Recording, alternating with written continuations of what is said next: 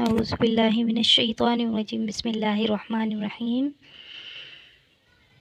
مولانا وحید الدین خان صاحب کی بک ہے آداب زندگی، جس میں انہوں نے ایک ٹاپک جو لکھا ہے محنت کے ذریعہ، اس میں وہ فرماتے ہیں واپسی سدھوا ایک پارسی خاتون ہیں۔ وہ پاکستان لاہور کی رہنے والی ہیں۔ آج کل وہ ٹیکساس امریکہ کی یونیورسٹی آف ہاؤسٹن میں استاد ہیں۔ انگریزی زبان میں ان کی لکھی ہوئی کتابیں انٹرنیشنل سطح کے پبلشنگ اداروں میں چھپتی ہیں۔ حیرت انگیز بات یہ ہے کہ واپسی سدھوا کی تعلیم رسمی تعلیم بالکل نہیں ہوئی۔ وہ اپنے وطن لاہور کے ایک اسکول میں ابتدائی تعلیم حاصل کر رہی تھیں کہ ان کو پولیو کی بیماری ہو گئی۔ ان کے والدین نے ان کے لیے باضابطہ تعلیم کو ناممکن سمجھ کر ان کو اسکول سے اٹھا لیا۔ اس کے بعد وہ ٹیوٹر کے ذریعے اپنے گھر پر پڑھنے لگی، مگر ٹیوٹر کا سلسلہ بھی بہت زیادہ دن نہ رہ سکا۔ اب واپسی سدھوا کا شوق ان کا رہنما تھا۔ وہ خود سے پڑھنے لگی۔ وہ ہر وقت انگریزی زبان میں کتابیں پڑھتی رہتی۔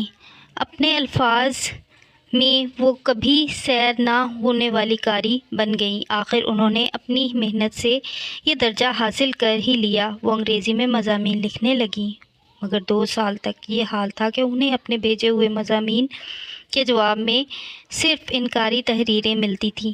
ان کی پہلی کتاب کا مسودہ 8 سال تک ان کی الماری میں پڑا ہوا گرد آلود ہوتا رہا، یہاں تک کہ ان پر مایوسی کے دورے پڑنے لگے۔ آخرکار حالات بدلے۔ ان کے مضامین باہر کے میگزینوں میں چھپنے لگے۔ اب وہ عالمی سطح پر پڑھی جانے والی انگریزی رائٹر بن چکی ہیں۔ رسمی ڈگری نہ ہونے کے باوجود وہ امریکہ کی ایک یونیورسٹی میں تخلیقی تحریر یعنی کریٹیو رائٹنگ کا مضمون پڑھا رہی ہیں۔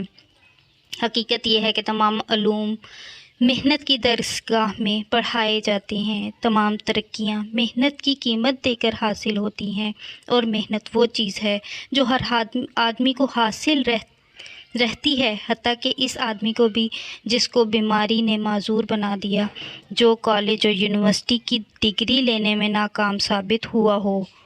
محنت ایک ایسا سرمایہ ہے جو کبھی کسی کے لیے ختم نہیں ہوتا۔